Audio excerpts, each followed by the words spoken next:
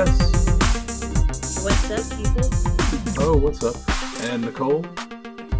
Yoo-hoo. Yoo-hoo. Mama K. Hi, everyone. Very nice.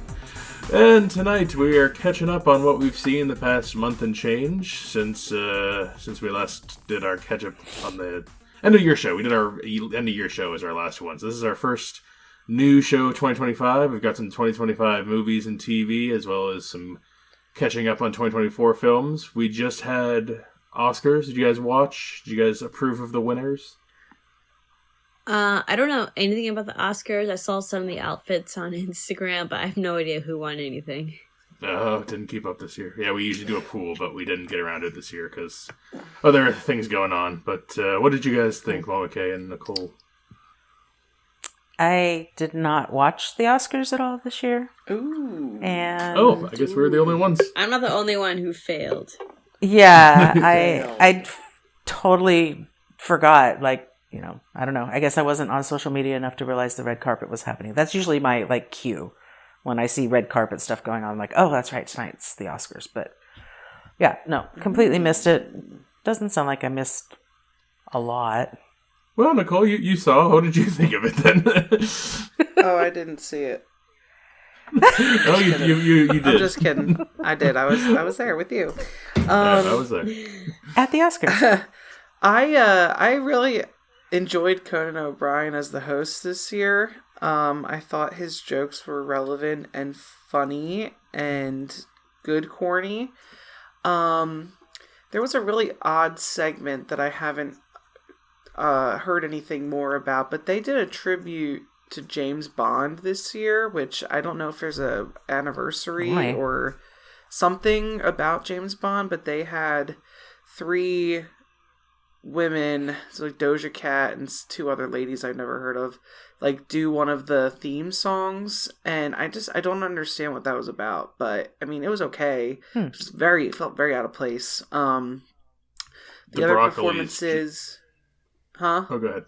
I would say the Broccolis just sold James Bond. I think maybe that was part of their conditions. Broccolis? What the fuck does that mean? We don't have to go into deep dive of James Bond stuff. Is this another rap group?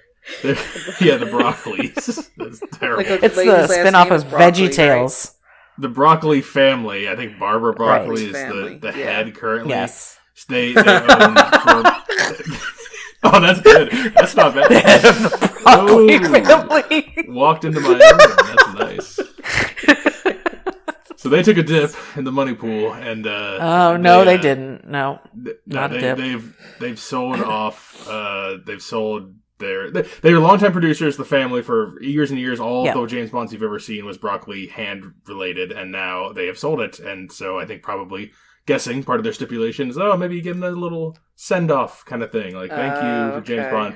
Now we're going to go into, James Bond will be a TV show with the adventures of young... It's going to be terrible, like every other franchise that exists now. But that was the send-off. Gotcha. It was the rest in peace. You really threw me off with the Broccolis. I thought you meant, kids with broccoli haircuts. I was like, what the hell are you talking about? Quite the I thought it was cabbage haircut.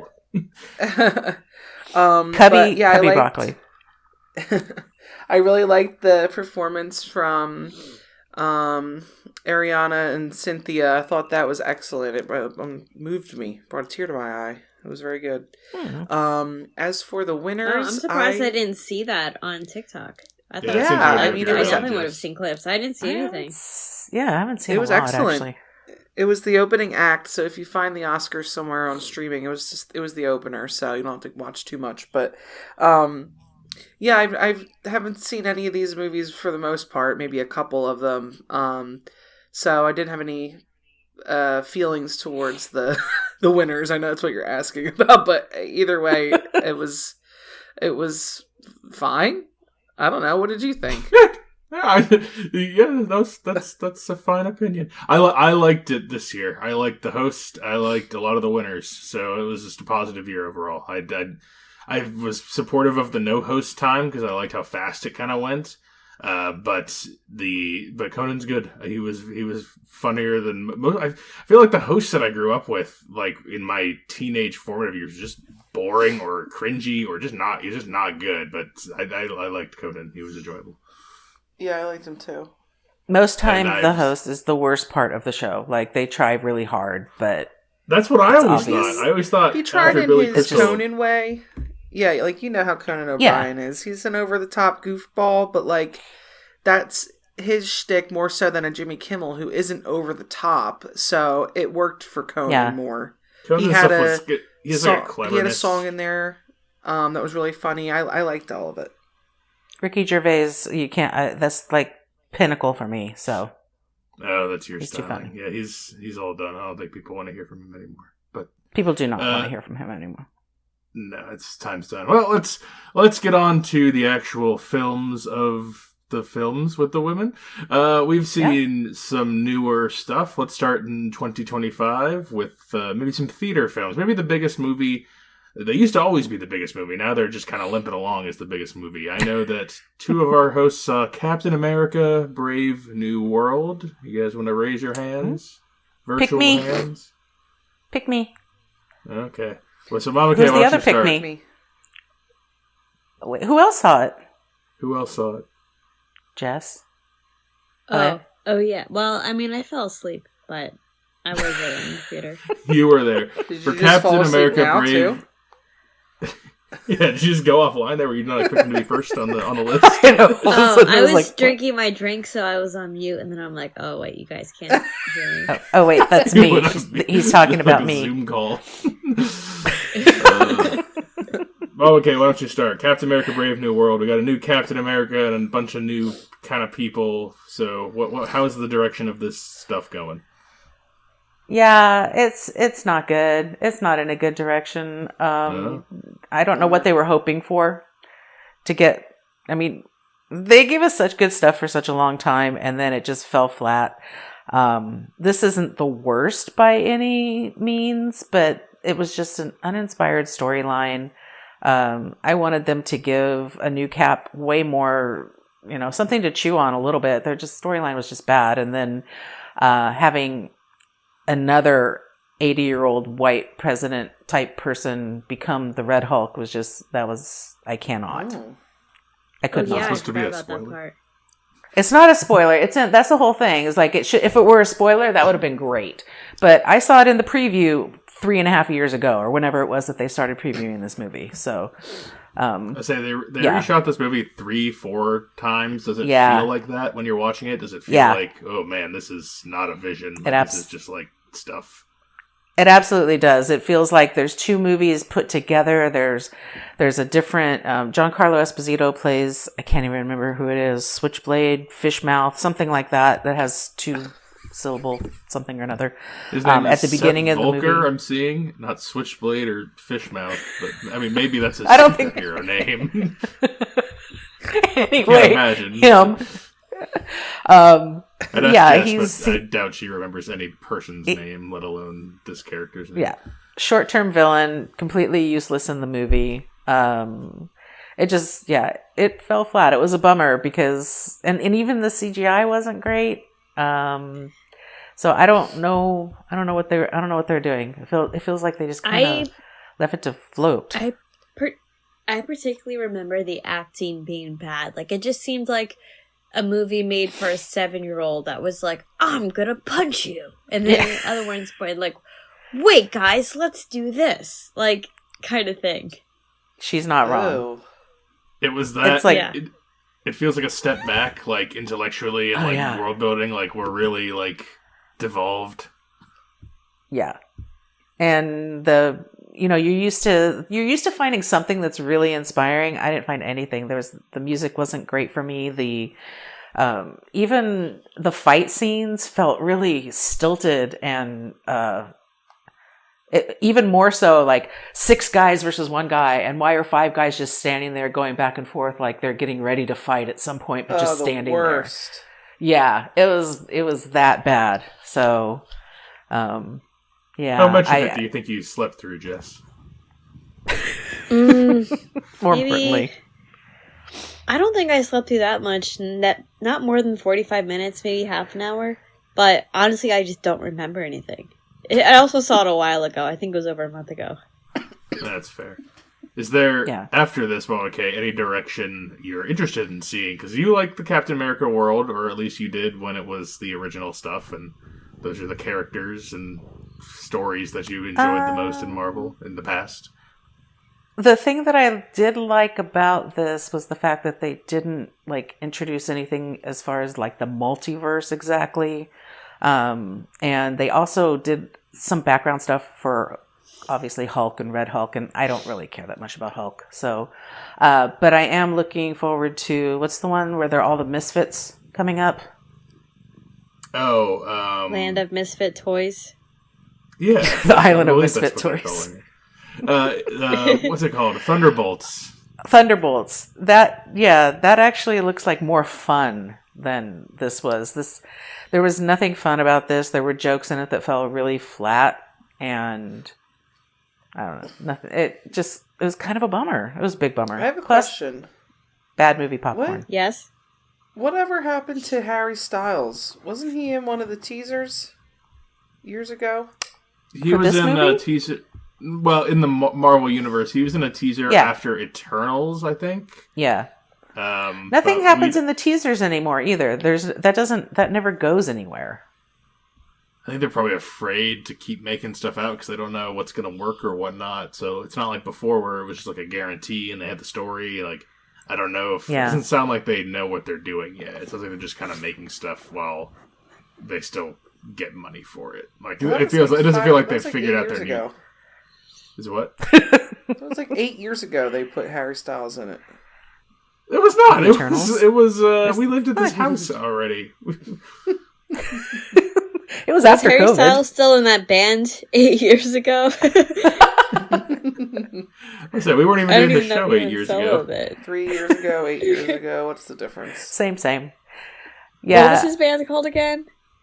One Direction. Harry Styles. One Direction? Yeah, I was going to say, he was in One Direction 8 years ago. Well, it sounds like it's two not recommends for Captain America and Brave New World, whatever it is. Sorry, Mackie. I didn't want to do that. I'm sorry to hear. We are going to move on to some new horror films. There have been several in theaters that not Mama Kay has seen. We'll start with one from a director called Oz Perkins, who made movies such as Hansel and Gretel, Blackcoat's Daughter, and most recently Longlegs with Nicolas Cage from last year, a movie I liked. He made a new movie this year called The Monkey, and Nicole decided to I was already going to the theater, and she decided, this was going to be the one day I'm going to go to the theater with Brennan. It didn't happen very often anymore, and we were running errands, and I was like, oh, Monkey, okay, if you want to go see. So, Nicole, The Monkey, it's a horror comedy film based on a Stephen King story. What did you think of The Monkey? Well, if there was ever a movie to choose to solidify my choice of never going to the movies, this would be it. So, no, I'm going to see it tomorrow. Yeah, I'm sorry. Don't spoil too much. Shut the door. I think you'll like this, Jess. I don't think you will like this. But maybe it's. I don't usually like the horror comedy mix. So when I saw horror comedy, I was like, I probably won't think it's funny. No, maybe not then. Yeah, it is definitely loose. Horror comedy. I like think Scream? Pretty loose here. So it's got one guy playing two brothers. So it's the same actor playing different personalities for most of it. And he's not good. He's not good at all. Actually awful. Theo James is the actor. I don't know this gentleman, but yeah, I know Theo James. Yeah, he was Bland and McBland. He was the worst part of the movie as the main actor, I think. Yeah, I agree. And, I feel like it was so haphazardly thrown together that there's so much missing plot. It's just, it doesn't make any sense. I didn't find it very funny. Maybe I chuckled a couple times, but it was awful. And theater experience, awful. There was a guy snoring in front of us the whole time. That's he probably had a better time than I did. We saw this on a weekend. It was a chatty teenager one for sure. Yeah, they were all flirting and hushing each other and laughing. I'm like, this is why I don't go anymore. Oh no. Crinkling. It was the whole nine. Someone was smelling. There was some smells. There was it was. They came in smelling or they got worse as it went on. Not They must have been scared. Yeah, I usually hear said about. Did they eat something bad before they came? That's my guess. Were they just farting up the theater? Nicole, I was fine, but because I don't really notice that stuff when it's just me, I don't care. But when I was in there with Nicole, I can notice when she's not comfortable with all the things going on. I'm like, oh, there's too many things in this. There's too many ones going on. And then the movie, I'm like, oh, this isn't Nicole's. At 20 minutes in, I'm like, oh, she's not. That's it. She's not going to get on so board with bad. this It was so uninspired, and the characters are so all over the place in terms of portrayal of time. There's a guy that's an 80s stoner kid, and then it's supposed to be modern day, and it flashes back to when they were young, and you can't tell what's what. They're visiting houses that look like they're still in the 70s. I don't fucking know what's going on in this, and it sucks. They go back. So it's the whole thing is the twin brothers. There's twin brothers. The one twin brother that we follow is the weaker one, and then the other one is an asshole guy, and we follow the younger one that he's older now, and he's just a loser guy, but looks conventionally attractive, and he dresses well. So it's very strange. He doesn't play that character well. And then in the past, we're seeing the same young kid actor playing the two, and it's fine. The whole crux of the movie is there's this little toy monkey that their father left him, and every time the monkey winds up and starts clapping its hands, someone dies horrifically. It's like Final Destination. It's more like Final Destination than other kind of things, because it's supposed the is it a remake? Supposed to be zany and funny. It's what based is that? on a story. What's his name? Stephen King. Stephen King story. Because there was a movie out when I was a kid, so it would have been probably sometime in the 70s, I'm guessing, called Monkey Shines, and it was about this. I never saw it because it was terrifying just to see the preview for me, but it was about the monkey who did the clapping of the symbols. the yeah, symbols. I think it's probably a modern adaptation of that. Thing. Oh. Yeah. Yeah, well, I don't Jess, think that was probably funny. I think you should go just to see how terrible it is, and I also want you to go because I don't want to spoil it, but it's one of the first couple scenes never gets brought up again. So I don't really know. I need you to go back and figure out what's going on. I don't want to spoil it for you, but it's so confusing. Okay. It's I don't know. It's confusing. I don't know which scene you're talking about. Can Saturday. You name one thing in it that's I can kind of figure out what you're talking about. With Adam Scott. Monkey. Oh, the very intro scene in the pawn shop. Yeah. We won't say anything else about that, but I thought that was one of the better scenes, the intro scene. There's just some fun. Well, that's unfortunate because it has nothing to do with it. So it's true. Anyway, could have been better. Tell us what you think about it when you go. I hope. We'll catch it. And it's take notes so you can remember experience. the next time we catch up, because it'll be a while from now, and I'm sure you'll forget. So, but I soft recommend Monkey. What are we talking about? The Monkey. It's fine. I laugh sometimes. It's not scary. The plot makes no sense at all. It gets kind of crazy at the end. They're really throwing shit at the wall at the end. But I thought it was a fine time. Not Nicole. Yeah, you thought. Sticking in the theaters with horror movies. Jess, why don't you talk to us about the Valentine's Day horror movie Hard Eyes? Oh. Hard Eyes. Okay. Hard Eyes, I think I saw the weekend after Valentine's Day. It got really good reviews, and it was a horror comedy, and I was like, I usually don't like horror comedies, but it was one of the weeks where there was nothing out in theaters, and I was like, let's just give this a try. It's horror, and it got good reviews. I thought it was just fine. I definitely laughed at a few parts, but it's just so corny but it's meant to be corny. Mm. And I don't know. I think, Brennan, you might find it so bad it's funny kind of thing. I thought it was just fine. I think it might have been the worst thing that Kyle's ever seen. I think those were his exact words. He absolutely hated it. Your significant other, not a horror comedy fan. If he's going tomorrow, this sounds a lot like the same tone as The Monkey. This was just written so, like, just like slapsticky kind of thing. Like, coincidences everywhere, just like things popping up, like bad jokes. I think it was like kind of funny to watch through, but it wasn't like my favorite thing. I didn't think it was terrible. I'm just kind of in the middle.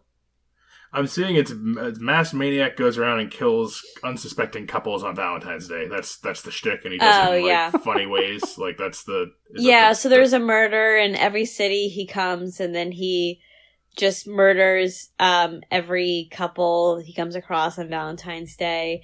And then the main character is kind of like flirting with their coworker, and they're like, "Oh, we're not really a couple. He's not going to be after us." And then like it's them trying to like run from him, and in the end they become a couple. It sounds kind of Happy Death Day-ish in its tone, like in the way it feels, which I know you don't like those movies, but that's I think you would find it like so bad it's funny kind of thing. So. I probably would. Well, that sounds more up my alley. And if that's the case, then this sounds not too different tonally than The Monkey as far as... I mean, if you didn't like that, you're going to hate this fucking movie tomorrow. Well, hold on. You never know. Like The Monkey. So overall, Heart Eyes, a soft recommend is what it kind of sounds like? I don't know. Maybe it's like so down the line. I'll just be optimistic and give it a soft recommend. Well, there's one more kind of horror, comedy, sci-fi kind of movie that was in theaters that I saw, and I believe Jess saw as well. Companion, the film. So Companion. Good. Nicole, I think you would like this one. I want you to see it. I haven't heard But not in the theater. Well, it's not in the theater anymore. I don't think it's in theaters anymore. It was good. A month ago. Brennan, do you think she would like it? I think she would like it. It's a lot like It's a lot like Barbarian, like the structure of it and the. She liked Barbarian and the tone. You like Barbarian, right? Yeah. Yeah, I think she liked it. I think you would like this. I'll just read the synopsis. A weekend getaway turns bloody and violent when I can't even read the synopsis. You give something away. There's something that you find out in the first act. I wouldn't have known unless you said that. So wait, aren't we spoiling it? We can spoil it. So, you know what? You're not going to even be able to spoil everything. There's so many twists in it that you can spoil it, I think. Oh, you want me to spoil it? Well, I mean, okay. So I'll spoil it. I didn't see it, but I'll let you know. Overall, this is a good movie, and I think if you tell in the trailer, so it's like it's this young girl, and she's going away in the woods with her hot boyfriend Jack Quad, and there's a bunch of other younger people there, mismatch of individuals, and one older like Russian dude, and he's kind of the rich guy who owns it all. And through a bunch of mistakes, the main girl kills that guy by accident. Oh no. But then you actually find out the real twist, which is Jess. What's the big twist at the end of the first act? She's a robot. Oh, our lead character's a robot. We didn't know that the first Except you really do. Like, I wrote down all of the times it's very telegraphed that... Hold on, I have my list. I have my list of all... As I was going, I texted you during the thing, Jess. I was like, she's a robot, right? Like, 5 minutes I know. Like, I didn't... Kyle also caught on very quickly, but he said the trailer gave it all away. I don't think I saw the trailer. All I saw on TikTok was that girl in the grocery store, because I've seen that ad so many times. Even the grocery store scene, I'm like, there's something wrong with all of it. Like, the nickname that he calls her is Beep Boop. All this life is a dream. That's a real giveaway. It's a real giveaway. After they bang for the first time, and boops throughout the movie. It's not quite that obvious, but like if you have like an inkling, you're like, the way she moves and the way she's acting and like the way she's talking. She talks, everything's very ethereal and dreamlike and like this world is not real kind of thing. Like she's saying these kind of things, and then the guy is just but like she doesn't talk robotic. Like she talks and looks like a normal person. She sounds mannered, I suppose, but yeah, there's a lot of she thanks the GPS at one point, and like the guy is like insulting to the GPS, and she's like, hey, you gotta be nicer to that. Like I'm just like, oh, this is like just little things, little seeds everywhere. The one girl says, oh, I'm not a person, I'm an accessory, and I'm like, oh, is she also a robot? And then spoilers, there's not only one robot in the movie. We won't have to tell all the details, but yeah, there were a lot of twists and turns in this. Like, all the way to the end, I was not sure what was going to happen, but I was never bored or not interested or invested. All the side characters, there's like a side love story that happens that's like, I'm super invested in. Yeah. Do you have any other things on Companion? I think this will probably be in my top 5 at the end of the year. It could, if it's a weak year, it could be. I thought it was really fun. I thought so too.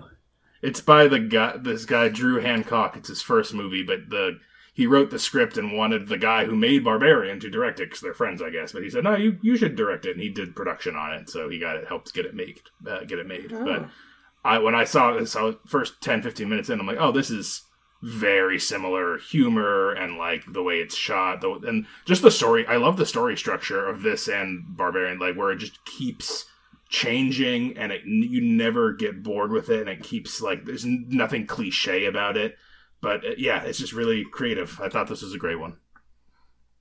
Agreed.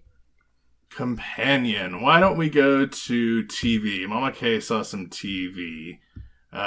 You saw a bunch of old TV. Do you have anything that's not from like the 90s or the 1900s? She's retired. That's what you're supposed to be doing, watching old TV. Yeah, there's some. I see some newer things that are out right now. So why don't you talk about one of the newer TV shows you watched? I'm not going to talk about any of the old stuff I'm watching. It's all filler stuff because, yeah. Paradise. Has anybody watched that? Wait. Can we not talk about this because I'm on episode 6? Oh, okay.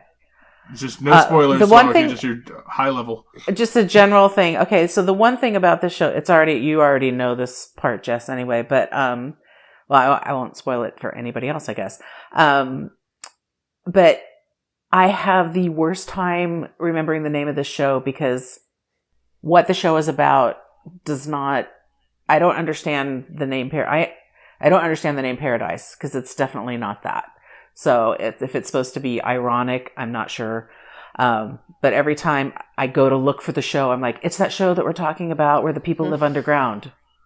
And then your dad has to say Paradise. I'm like, yeah, but it's so not that. They need to call it something else. I know. Paradise seems like an island beachy show. Yeah. Underground, scary. Right, and scary, but not really, but kind of. It's not scary at all. No, it's not scary. This is only a first season of this show, which I didn't realize, so be prepared for a cliffhanger. I think it was only meant to be a first season, like, miniseries thing, and then it did so well, they renewed it. I can see that happening, and they set it up to be a cliffhanger at the end, sort of. So, did they? Yeah, so I didn't realize that until we were watching it, and then it's a cliffhanger, and I'm like, are you sure this is the last episode? And then all of a sudden it's like, season 2, 2026 or whatever. I'm like, oh, I hate this. And then the other thing that I'm watching, that everyone's watching, is White Lotus, right? Wait, so don't give away season 3, because I'm not there yet. Oh, Jess, you just started White Lotus, right? No, so I watched season 1 and 2 years ago, and I'm just rewatching 1 and 2. And then I'll get to 3. So don't talk about 3 yet. All right. See, I have to talk about stuff that's 40 years old, or else we have to wait for Jess to catch up. You guys have seen 1 and 2. Okay, high level season 3. And they're all standalone seasons, right? Like they're all take place at a White Lotus hotel, but they're in a different cast of characters each time. And then each time, what's the driving narrative behind it? There's like a mystery that all people are terrible. No, but that's pretty much what it. What's the inciting incident in each of the series that makes them anything happen? Like, what's the inciting incident? There was a murder. There really isn't. It just one. depends. It really just highlights how bad people are, don't you think, Jess? I agree. It's just following people who are on vacation and then their interactions and like their own conflicts. So it's like personal drama that will keep it going from episode to episode. I'm just trying to think, why do you keep watching it, kind of thing? Like, what's the hooks episode by episode that are like, now what are we going to do in the next episode? Like, it's just like personal relationships. The characters are always a little eccentric. Like, they're these people that are on the outside always look like what you would think people would dream they would want their lives to be. But it's, nothing's ever as it seems. I think that's the piece of it, is like, it's a little I don't want to say mystery, because it's not really mystery, but it's sort of like, just, you don't really want to like any character, because there's going to be at some point a really horrible underbelly that shows itself. And that's kind of what for me, now that I'm watching it, that's what I'm waiting for, is that, it's great because it's got, last year it was in Italy and I loved that. This year it's in Thailand. That seems great. And now this year, the big thing is one of the moms, she's, what's her name? Piper. No, oh my gosh, forgot her name. Anyway, it's become this whole like thing that's all over TikTok because of how she speaks. And, it's very, I don't like that part of it. But anyway, Jess, I think you'll like this, but it's hard to know until the end because it all comes together at the end of each one of them. Like, all the threads weave together at the end. Wait, so is season 3 finished now? No, it's episodic right now. Yeah, so like, what, they're on like episode 5 or something? Yeah, 4 or 5. I'm not really sure which one. And I'm always like... Oh, so you're in the middle right now. It's not all... As of this it's not recording, even it's not all finished yet. released. So I'm not... I'm not not all gonna released. watch it till it's all done. Yeah, and you're still finding out what the issue is with, everybody. There's still people that you're not quite sure about. And there are some people that go from like one season to the next. But they are typically like minory characters, but yeah. Anyway, I've heard people on TikTok say season 3 is kind of slow. I think they all feel slow until like the last couple episodes. Like, well, it sounds like there's no driving narrative. It sounds like you're just watching people interact. Like, you're not really. Yeah. So I would imagine that would feel slow, even if it's. Yeah, there is a driving narrative. You just don't know what it is yet. You don't find out until all the little things. All the things weave together at the end. So it's... You have an interest in this, Nicole? This sounds like I could try it. Yeah, I was thinking about it the other day that we should start something while we're waiting for the rest of Severance to come out. I was thinking about White Lotus. I would try White Lotus. Do we have that? Yeah, we got this one. Yeah, HBO. I want to do Silo, too. Has anyone else seen Silo? I've seen Silo. I watched season 1. I thought it was kind of slow until like the last 2 episodes of season 1, and then like it really picked up. But I still need to watch season 2. Mm. And I just watched it like last month or so. I watched season 1, and it was really slow. I slept through a lot of it, and then the last piece, like Jess says, it kind of wakes you up a little bit. And then season 2, I think, is also slow, but not as slow as season 1 because you do have some background going on. Mm. So. Yeah. Yeah, or maybe White Lotus before. So Silo seems like a me show, I've heard. But okay, good to hear about these things. All right, any other? Those are it for the newer shows. We'll come back around for the shows from yesteryear. I don't need to tell you about any of those. It's fine. I do have the other stuff. What are the other things that I have? But documentaries. Documentary. Yeah. Yep. Well, let's flip back around to finish off a couple Oscar things. I think, Nicole, you were in the room with me, right, when we watched A Real Pain up for Academy Awards for Screenplay and Best Supporting Actor. A Real Pain. I thought we talked about that last time. Because I watched that too. I don't think we had seen it yet. Okay. Well, I've seen it. You remember talking about it, Nicole? I don't remember anything. I don't want to repeat it. I don't think Nicole and I had seen it yet. I think we were planning on, because I'm pretty sure we didn't. I know. Watch it yet. I know. I talked about it outside the show with somebody, so that's possibly what I'm thinking about. Okay, well, in case people don't know, Real Pain, it's up for... My other podcast. It was just up for Academy Awards. It won Best Supporting Actor for Kieran Culkin. Stars Kieran and Jesse Eisenberg, who directed it and wrote it, and it's mismatched. That guy. What do you mean, that guy? What is that supposed to mean? Jesse Eisenberg is always like, ugh, that guy. I agree with Jess. I know exactly what she's saying. I would expect you guys to have that sort of reaction to Jesse Eisenberg. That does not surprise me in one bit. They're mismatched cousins, David and Benji, and they go back to tour Poland to honor their grandmother. It's like a Jewish history tour thing. And then their adventure becomes complicated because of tensions in family history and stuff. But Nicole, what did you think of A Real Pain? Real Pain. I enjoyed it for the most part. I feel like anything that has... I totally agree. Anything that has Jesse Eisenberg's hands on it is going to be weird and overly explained and very wordy. So, the dialogue could be cut back probably 25%, but I also feel like Kieran Culkin likes to talk too, so they probably had a lot of shit to cut out to begin with. But the story itself is interesting.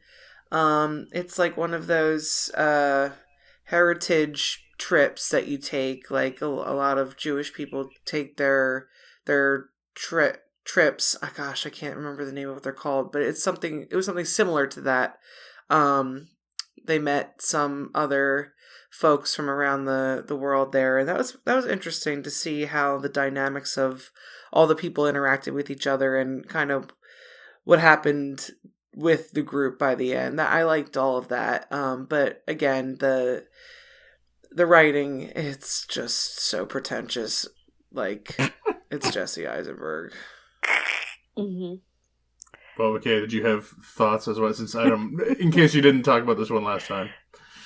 In case I didn't talk about it with you.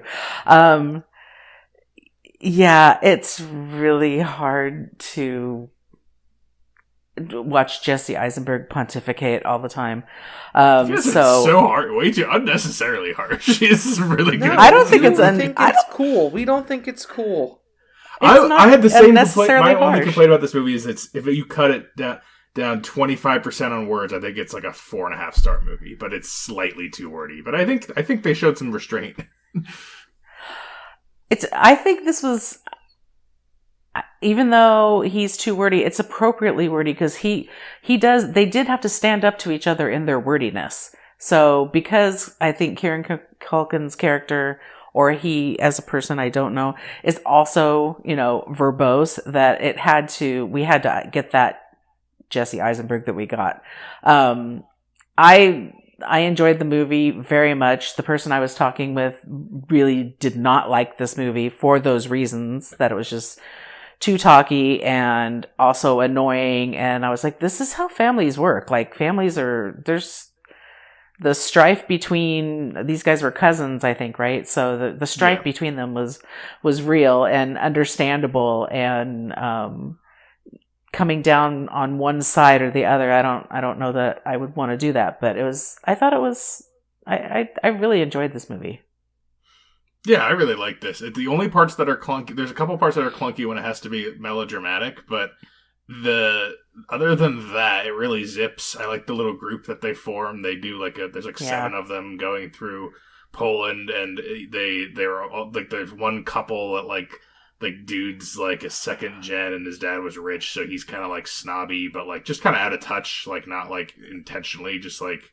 And then there's another guy who's from like a war-torn country in Africa who's like, all of my people were killed, so I wanted to see what happened in another place where everyone was killed. I'm like, oh my god, okay, Jesus.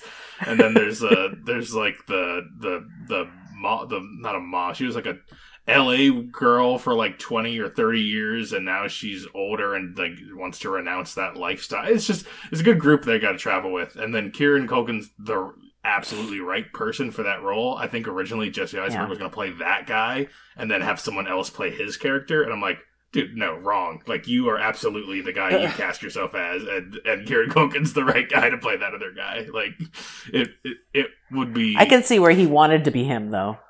Yeah, like, I think it works better as him wanting to be him as the other guy. Like, it's better this way. It was originally supposed to be a completely different thing, too, but I saw him do an interview on it. It was an interesting movie. I liked a lot of the just small scenes are very funny, where he's getting them to take pictures in the statue, and then they're on the train. Yeah. It's so uncomfortable. A lot of uncomfortableness, but fun. I find it charming and fun uncomfortable.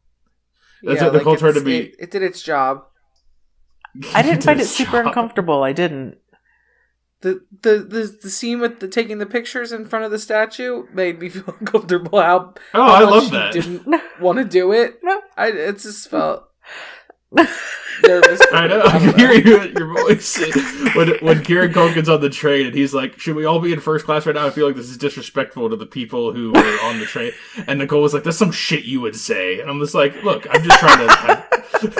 I just want people to have some perspective. Is all." He's just one of those people that wants to live. How lucky we are.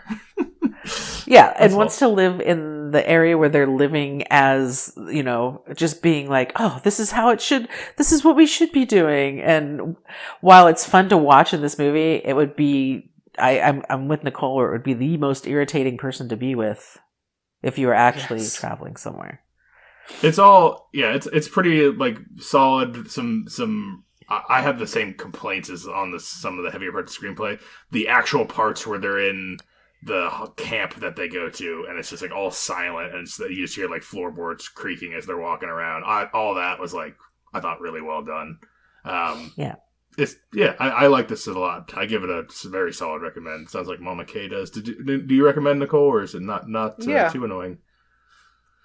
No, it's not too annoying. It's just it's those two actors. If you like that style, then you would like this. Any interest, Jess, after our discussion?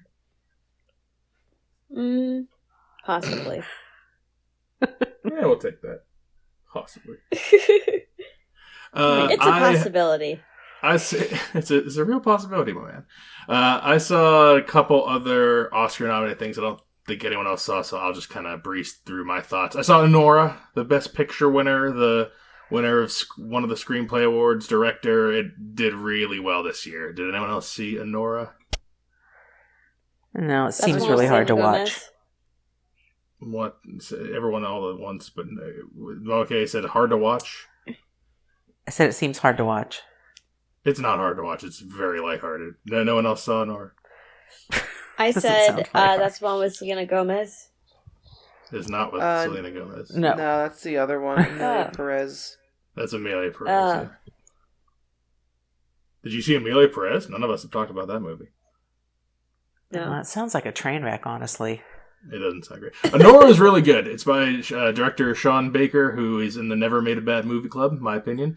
He made Tangerine. He made Florida Project. I think that's probably his most famous before this. And he made Red Rocket. And then now he has this. All movies featuring like non-actors, and they're all centered in some way around sex workers. All of his movies have sex workers more or less, in this case, kind of medium, involved in the plot. Anora is our stripper sex worker, and she gets into a relationship with like this little like man-child 20-year-old broccoli-headed, and I mean broccoli-headed like modern Gen Z Gen Alpha kids, broccoli-head. Like cabbage head? Yeah, no, like broccoli hair. You know, like how the young people have? I call that cabbage hair because it's like cabbage. I mean, it would be like saying, I call something that's got a name different because it looks more like the thing that I say. It's broccoli hair is what people call it. And all right, we're back to broccoli. And he's like an entitled, spoiled brat guy, but like they kind of have like a sweet romance thing going on. Like, oh, like maybe it'd be nice. And like, it's all shown in like this very scuzzy, it's more cinematic than his other movies. But then the middle chunk of this movie becomes like an Always Sunny in Philadelphia episode with a lot of yelling and incompetent characters trying to do petty crimes. And it's great. And then the last third is like solid melodrama, a little too long in the tooth, like it's a little too long overall, and some of the stuff doesn't all work for me, but those first 2 acts are like really, really great, and I get why this won awards. Like, I'm very, very pro this movie being best movie of last year. It's not my best movie of last year, but like if we were redoing the top 10s, or top 5s, this would be in the top 10ish for me. This is quality movie when it comes out on streaming. It's easy watch. I don't know who wouldn't enjoy this. It's very good. Wonderful. Anora, I would be interested in it. When it comes streaming, I'll put it on because this is one. You guys see Zola came out a couple years ago. The first third of this is a lot like Zola, and I love that movie. And then you guys remember Zola about the strippers who go to Florida? I don't remember anything about Zola. Why am I asking you? It? Yeah, maybe. I don't know. Maybe not. I thought you did, but I've never seen it, but I don't remember what happens. They go to it's the Taylor Page goes to Florida with Elvis's granddaughter. What's her name? Riley Keough, and she's like a total trash monster, and her boyfriend's Coleman Domingo, and he's like a pimp from like South Africa. And then Greg from Secession's the idiot boyfriend who's along, and he makes a bunch of bad decisions. And you don't remember Zola? Now that you say that, it's kind of ringing a bell, yeah. It's Zola. I think about that movie all the time. It's so funny. And then the other I think it was up for Best Animated Picture. And Jess has talked about it a couple times, and I finally caught up on Wild Robot. The Wild Robot. Did you see it? I watched it just a couple of days ago, just so I could just watch it. Did you cry?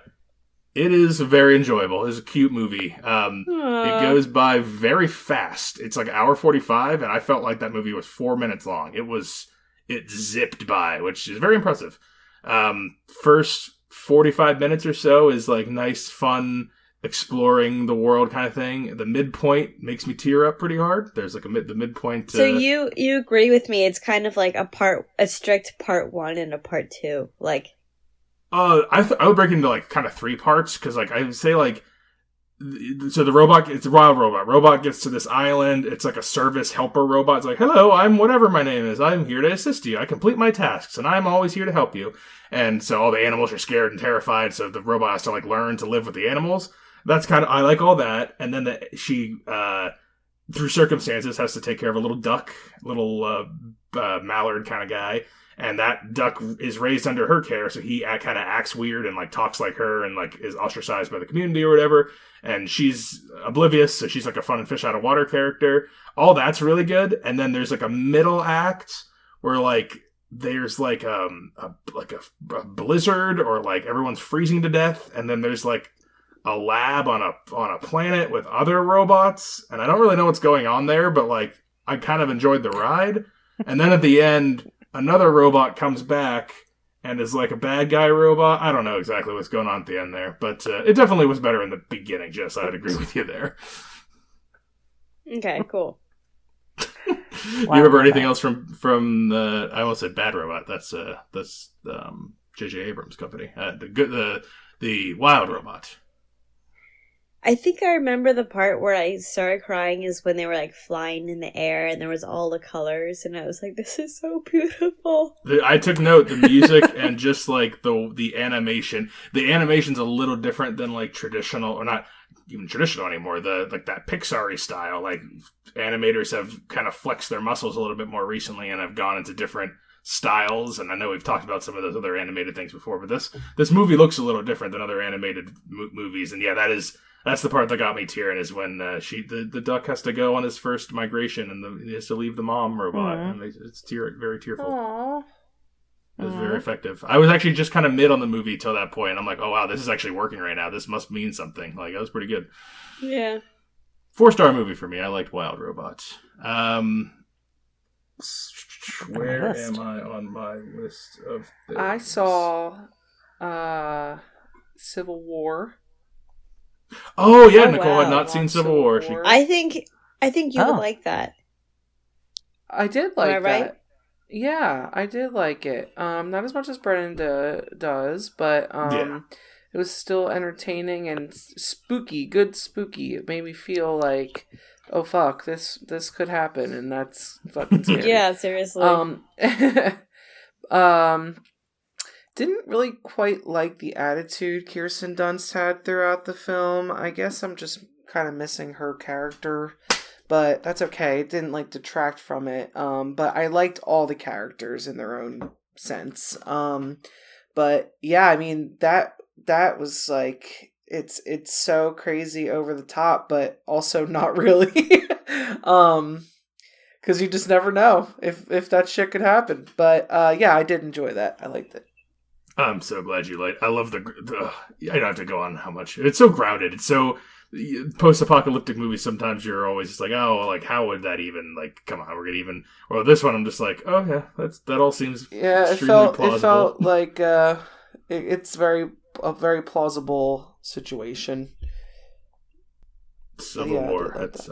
I'm glad you came around and finally caught up and enjoyed. Again, not as much as who would enjoy as much as me, but anyone else see any other like up for Oscars-y movies? I still haven't done The Substance yet, unfortunately, because I was really looking forward to Substance. But I don't think that other movie that we saw with Florence Pugh was up for one, was it? Oh no, yeah. So we saw We Live in Time, who is from the director of Brooklyn from a couple years ago with Saoirse Ronan, and Goldfinch, which was a movie that I was so boring, but I wanted to like. It has Jeffrey Wright making like clocks in a basement or something, and there's like a little kid, and Luke Wilson's like a drunk dad or something. Sounds horrible. He makes movies that are like, what was that? I was just gonna start talking. Oh, go ahead. Didn't I see that movie? It's Florence Pugh and Andrew Garfield. Goldfinch. Oh, sorry. No, she just saw Goldfinch, I think. I was saying We Live in Time. You might have saw this last year because it was in theaters. It's Florence Pugh and Andrew Garfield, and they're British, and they're a couple, and it's cutting around in time. Nah, I don't think I saw that. We'll continue. Yeah, it's just one of those movies where they rely so heavily on flashbacks that it gets so confusing and so messy. I mean, you can follow it, and it's pretty basic scenes. A lot of talking in the home about, a lot of drama involved in it and everything, but it's just a lot of cutbacks, and I'm like, I don't fucking know what's going on. The timeline's important because she's ill and there's goals that she's trying to accomplish, but like you don't know what time period we're watching to know if she's sick at this point or not. Like, what's the going on? It was okay. I like both of those actors, but yeah, I found it confusing and messy. Yeah, the whole thing is told out of order, and like not even like out of order, like we kind of flow and then we cut back and we show, we're cutting back because we're showing like a lens flare on the screen, so you know what's happening. Like it's no, it all literally looks the same. Yeah, it's just non sequiturs. Like it'll be like one scene where they've been together 5 years, and then the next scene they'll be showing them 2 months together, and then it'll show the next scene where they're 7 years together and she's on her second chemo treatment, and then we'll cut to the next scene when she's like being a chef for the we are just. But there's no like cinematic language telling you, and now we're moving to this time period. It's just like every scene's a non sequitur. I kind of got used to it eventually, and kind of was just like, I kind of get like, because if you kind of take a further step back, you can kind of see the point of the scenes they put in a row, but it's not as like, I don't think it's as masterful as they thought it was going to be. I think they were thinking when they were putting it together, like, we're going to show all these out of order, but then they're going to see that it's actually telling like a bigger story. I'm like, it's not quite really doing that. It's kind of, I kind of like it because it kind of kept me engaged. It kind of felt like I'm just doing a bunch of like a new short story with the same actors, characters each time.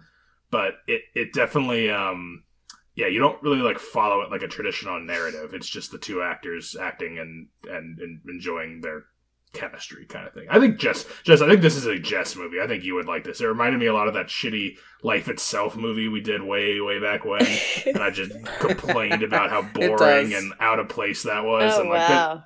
this reminded me a lot of that, but better. Interesting.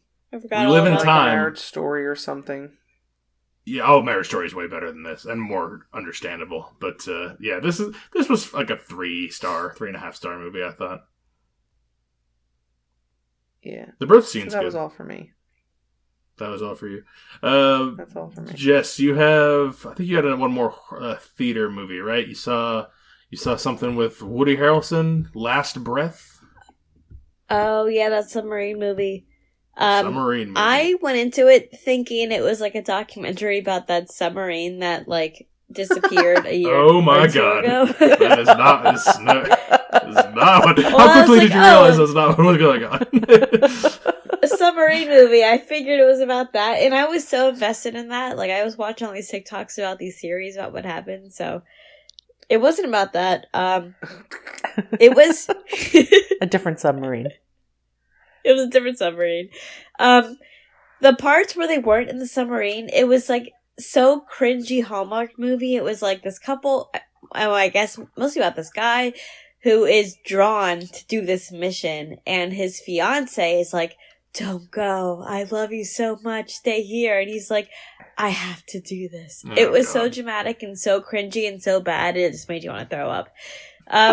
So they all go on this submarine, and you know that someone's gonna die. Like, and I don't even understand what the mission was. I might have fallen asleep or I just didn't catch it, but they're doing their thing out at sea, and then they go out on this voyage, and what do you know? This guy gets loose.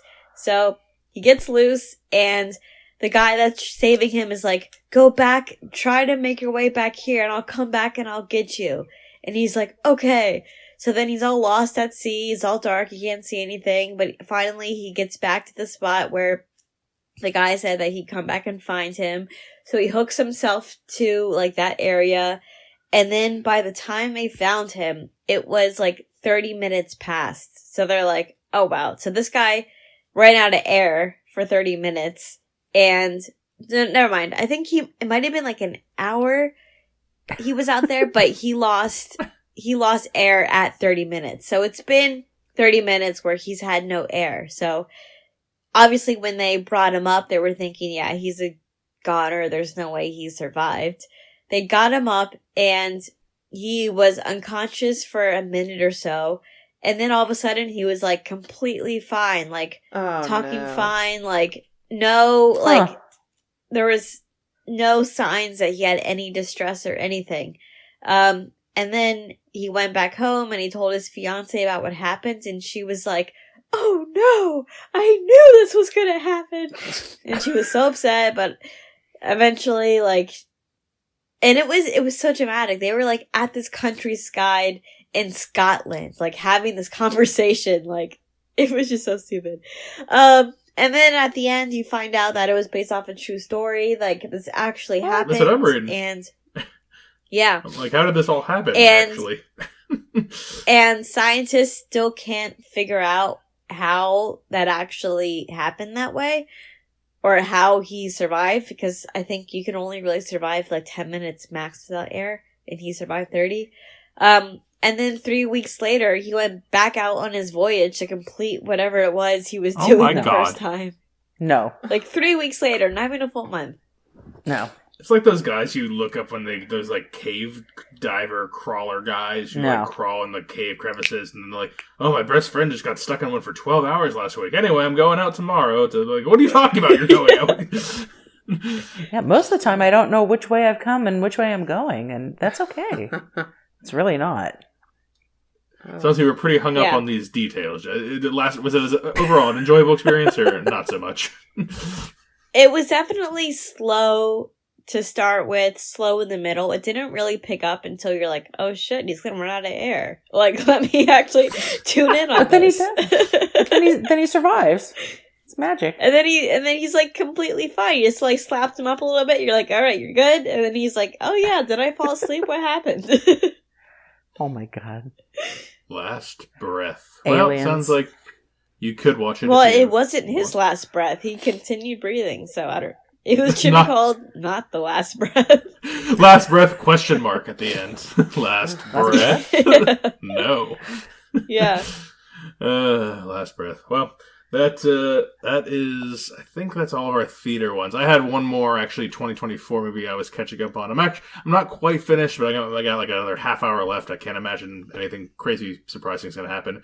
But I'm almost done watching Gladiator 2 on the recommendation of this show, where everyone was saying Gladiator 2 pretty good. And I find Gladiator 2 to be pretty good. It's got some entertaining action scenes. The talky, politicky character parts, again, just like Ridley Scott's last movie, Napoleon, those are my favorite parts, where it's just the people talking in rooms. Oh, the people are not going to stand for this. Oh, the army's moving in on the emperor's not going to, like, I like all that politicky stuff. So this is a fine movie so far. I imagine I'll finish it off and go, yes, fine historical film. But no characters are like, wow, that's an amazing, memorable character. Not a lot of, like, amazing lines or scenes. There's scenes with some crazy monkeys that's kind of scary. So, but but not bad for a 2. A sophomore movie's not bad. Sure, it's also 25 years later, and like not. I mean, like, why even Gladiator 2? Why not just make another thing? Because like it doesn't. Like, I understand the one Connie Nielsen, and there's like a connection to the other one, but like, I don't. Yeah, it's just to me, it's taking away from it. I bet if this were called something else and it were its standalone, like this time period movie where it's like ancient Rome movie, I feel like I'd be more interested in like giving it the new world a chance. But knowing it's attached to another property that's 25 years, it's a good movie. I like the original Gladiator, but like some of the same characters, really, except for the one. Like, why do we really need to do that? Seems like it. You watched it because of the name, so they got. I watched it on the recommendation of my two co-hosts. That's why I watched it. I would have watched anything on their recommendation. Mm. Yeah, Jess and I agree. I can't speak for that's pretty good. I can't speak for others though. But okay, why don't you? Unless someone else has anything new, why don't you wrap us up with some old things? Because I want to hear your take on old shows. I had one more new. You have one more new? Yeah, let's do one more new. I'm not going to do any old stuff. I'm just going to talk. I'm going to talk about the docs. But Nicole, you go first. Oh, the docs. That's right. Yeah, do that instead. But go ahead, Nicole. I'm sorry to cut you off. Brennan, what's the name of that movie I watched at your mom's house? Oh, I just had it up a second ago, and then it went away from me. The Silencing? The Silencing, yes. Oh. I think it's on Netflix. A horror film? Yeah, well, it was not a horror. It was a mystery thriller. Like a thriller. Mm. The Silencing. But it was pretty good. I don't recall who's in it. I don't think it was anyone that I knew. Yeah, all of the only person that was recognizable was a Fiennes was in it. Hero finds Tiffin, the younger kid. Oh, yeah. But so a reformed hunter becomes involved in a deadly game of cat and mouse when he and the local sheriff set out to track a vicious killer who may have kidnapped his daughter years ago. So there's your that's it. Thriller yeah, synopsis. He's looking for his missing daughter, and we're on like we're in a national park type of area on native land. I think there's a reservation police in this, but that's where it's set. So, there's millions of missing Native people in the U.S., and I think that's what this story was kind of about. Women, particularly. It only got 24% on Rotten Tomatoes. That seems about right. I mean, it's kind of lame. That's not what it's not what the plot is. That's what the theme is, I think. But the plot is actually about a guy who goes in and kidnaps girls and kills them. Yeah, that's like the setting that's like the backdrop. Yeah. And it's kind of corny. It was okay. I mean, it was fine for a Netflix thriller movie.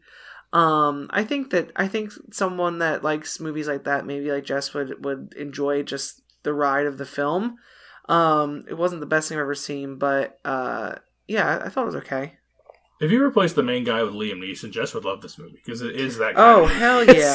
It sounds like bad, boring if the main character guy was an old dude with one-liners with an Irish accent, then I think it would be fine. But like Yeah, I was sitting next to you trying to watch this. There's a couple parts of like engineering a way to hunt down this murderer. They use like CCTV in the forest, and like it's certain bow and arrow, and like I guess that's the allure of it, is like it's like MacGyvering this this mission. I don't know. No, I was with you there watching it, and you were definitely engaged. I was like, wow, this is very strange where you're engaged in a movie and I am just couldn't care less about one. I was just like, oh man, it was just very boring to me. I couldn't care about the thing. But I'm glad you got something out of it, Nicole, because we don't have Netflix. And 2020 movie, by the way. I don't know if anyone was looking it up, but it's recent enough, but not brand new. But it was something I could throw on that was an hour and a half before I went to bed. That wouldn't be loud explosions that I thought I could get through. It was for that would purposes, rock the rest of the house. Yeah. It was silencing. How about that? There you go. Okay, why don't you close us out with some documentaries? Okay, well, so one of these, actually, I didn't realize it until I was looking it up today to talk about it, is a 2025 Oscar winner for documentary short. It's only 30-ish minutes long, 35, 38, something like that. It's called The Only Girl in the Orchestra. And you didn't it's know about that this was an Oscar-nominated short when watching it? You were just... I had no idea. Wow. Well, I was looking, and I needed something. This is gonna sound crazy. I needed something really short because I had somewhere to be, but I had some time to kill, but not a lot. So I threw this on, and it's about this woman named Orrin O'Brien, who was the first female to ever be in the New York Philharmonic in the 60s. And she plays the double bass, which is the big one where you stand and do the dum dum dum dum. Anyway, and it's made cello. It's a big cello though. And it's made by her niece, but don't hold that against her. It's just, I think sometimes docs feel like they have to go way big, but you get this chick's vibe just by seeing the 30-some minutes. And it's really cute. It's a great story, but it's really cute because the person who's making the movie, her niece, is also in the movie just a little bit toward the end, talking to her about how she looked up to this woman her whole life and everything. And the woman is just like, but I just lived my life and I didn't want to be in the, I didn't want to be somebody who was going to be on the front page of things. I wanted to be in the background. And that's what we do as this person, playing a bass in an orchestra. You're not in the front. You're not the person, you're not Leonard Bernstein. You're not any of these people. And she was actually the child of two fairly well-known like movie actors and actresses from the 1930s. And so, it's just, if you have some, 30 some minutes, it's really interesting to watch. And she's a little quirky and very New York. And I love that about it.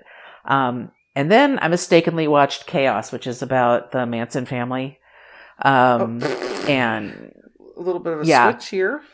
It was a big switch. And I avoid the Manson family like the plague because they freak me out. And for some reason I was just like, okay, this is supposed to be a new take on what the deal was, what happened and everything. And it doesn't feel like a new take at all. It's just some guy who wrote a book and he wants to sell the book. What more is there to say? It's like making a Beatles documentary. It's a new guy telling the story that, Yeah, well, he has a bend that's different than the one that was out there, basically before it was just the reason, or, of course Charles Manson is a maniac, but he was trying to, the whole thing that they were saying the reason the murders were committed is because he was trying to frame the Black Panthers because they were running drugs and all this kind of stuff. And that, it started a race war, exactly.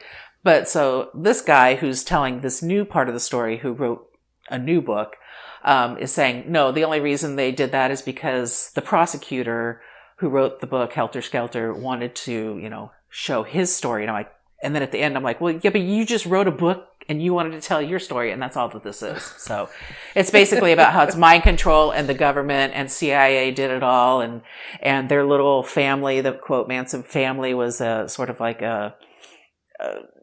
a plant where, they gave Charles Manson all of these ideas when he was in prison on how to influence people, and basically Manchurian candidated him, to do all these things, which I don't think any of that's untrue, but the fact that it was run by the CIA is what this guy's trying to peddle. So really, save yourself some time. The CIA does stuff in other countries, so maybe they did it here too. You never know. I mean, olden times. I'm not saying that the CIA wasn't doing it. I'm saying that these people were like super high on speed and LSD, and that's why they were so susceptible to doing those kind of things. So you've watched crazy. What were the two names of these documentaries again? Just so we have for the notes. The first one is called The Only Girl in the Orchestra, and the second one is called Chaos. And where were these viewed? Do you remember Netflix. The streaming services?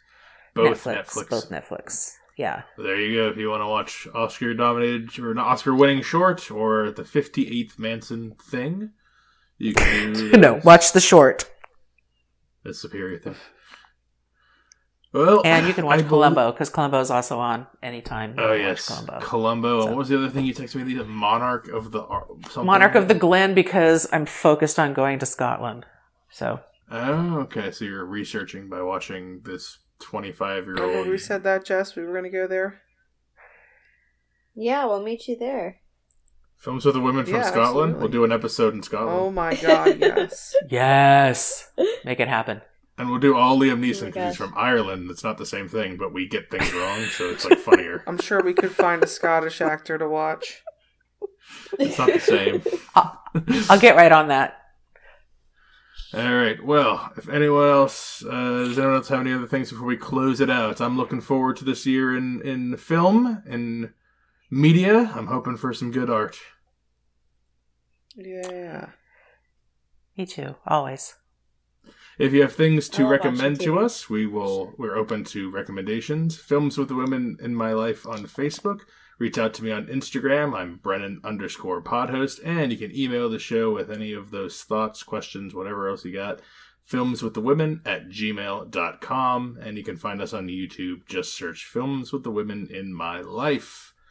All right. Thank you guys for catching up on this new 2025 movies, on the 2024 Oscar movies, some other things. Always good to catch up.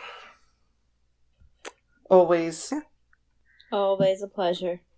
All right, we'll be coming back to you in a couple weeks with Severance talk, because lots to talk about in Severance. But until next time, Brennan signing off saying thanks for listening and enjoy your movies.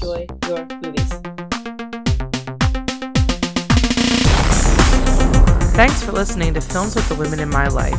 If you enjoyed being a listener in our life, please rate and subscribe on Apple Podcasts or on your favorite podcast app.